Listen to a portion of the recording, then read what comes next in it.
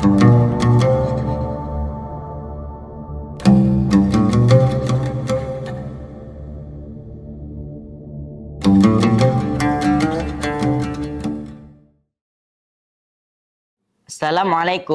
warahmatullahi wabarakatuh. Innal hamdalillah nahmaduhu wa nasta'inuhu wa nastaghfiruh. Wa na'udzu billahi min syururi anfusina min sayyiati a'malina. May yahdihillahu fala mudhillalah wa may yudlilhu fala hadiyalah. Asyhadu an la ilaha illallah wahdahu la syarikalah. Wa asyhadu anna Muhammadan abduhu wa rasuluh la nabiyya ba'dah. Segala puji bagi Allah yang telah memberikan kita nikmat iman dan Islam. Salawat serta salam semoga tercurah kepada junjungan kita Nabi besar Muhammad sallallahu alaihi wasallam beserta keluarga, sahabat dan pengikut-pengikutnya hingga akhir zaman. Para jamaah Masjid Al-Ihya yang dimuliakan oleh Allah Subhanahu wa taala, penonton-penonton setia Al-Ihya Official, ayah dan mama yang sedang menonton video ini dimanapun kalian berada, serta bagi siapapun dan dimanapun kalian berada yang sedang menonton video ini, semoga selalu disehatkan oleh Allah Subhanahu wa taala, dilancarkan rezekinya, dipanjangkan umurnya, dan husnul khatimah, serta dapat beribadah dengan istiqomah di bulan suci Ramadan ini.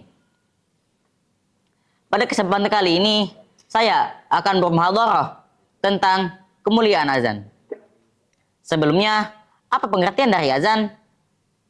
Azan berasal dari kata azana yu'adzinu, yang artinya mengumandangkan atau memanggil. Azan adalah panggilan untuk sholat yang dikumandangkan oleh muazin saat waktu sholat telah tiba. Dalam Islam, azan bukan hanya tanda masuknya waktu sholat, tetapi juga seruan untuk mengingatkan kita akan kebesaran Allah Subhanahu wa taala dan pentingnya ibadah tepat waktu. Azan biasanya dikumandangkan di masjid agar orang-orang muslim tahu bahwa sudah waktunya untuk meninggalkan sejenak urusan dunia dan bersujud kepada Allah Subhanahu wa taala. Dalam setiap lafaznya ada ajakan untuk mengingat bahwa tiada Tuhan selain Allah dan sholat sebagai kunci keberuntungan bagi setiap muslim.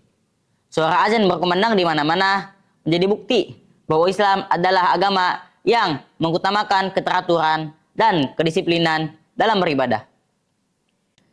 Di sini saya mengambil salah satu hadis dari kitab Riyadhus Shalihin, yaitu dari Abu Hurairah radhiyallahu anhu, bahwasannya Rasulullah shallallahu alaihi wasallam bersabda, andai kata manusia mengetahui pahalanya azan dan barisan saf pertama dalam sholat, kemudian mereka tidak dapat meraihnya kecuali lewat undian atau antri, pasti mereka akan ikut undian untuk mendapatkannya.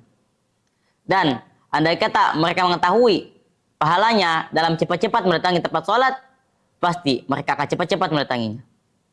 Serta andai kata mereka mengetahui besarnya pahala berjamaah sholat isya dan subuh, pasti mereka akan mendatanginya meskipun dalam keadaan merangkak. Hadis riwayat Bukhari dan Muslim. Dari sini poin-poin yang bisa kita ambil, yaitu pertama, azan dan saf pertama punya keutamaan besar. Azan adalah panggilan mulia dan saf pertama dalam sholat sangat istimewa. Kalau saja orang tahu pahalanya, pasti mereka akan berebut untuk mendapatkannya meskipun harus lewat undian. Yang kedua, segera ke masjid lebih utama. Makin cepat kita datang ke masjid, makin besar pula pahalanya. Jangan menunda-nunda, karena Allah menyukai orang yang bersegera dalam kebaikan. Yang ketiga, sholat isya dan subuh berjamaah itu luar biasa. Terkadang, di waktu ini sering terasa berat bagi beberapa orang. Tetapi, jika orang-orang muslim tahu pahalanya, pasti mereka akan tetap mendatanginya meskipun dalam keadaan merangkak. Ini menjadi bukti bahwa sholat berjamaah bukanlah hal yang sepele. Yang keempat, janganlah berlomba dalam kebaikan. Kalau dalam urusan dunia saja kita bersemangat, kenapa dalam urusan ibadah kita malah santai? Berusahalah untuk mendapatkan yang terbaik, seperti saf pertama atau menjadi muazin. Yang kelima, sholat berjamaah tanda iman yang kuat.